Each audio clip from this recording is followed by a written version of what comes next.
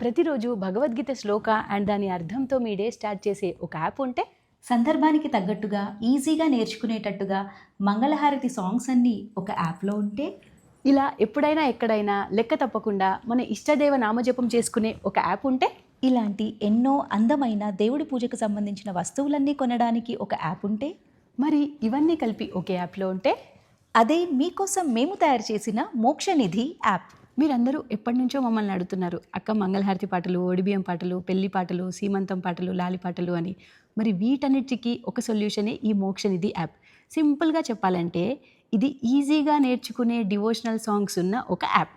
మరి ఇది ఎంత అనుకుంటున్నారు? కేవలం 198 రూపీస్, 198 రూపాయలు సంవత్సరం మొత్తానికి.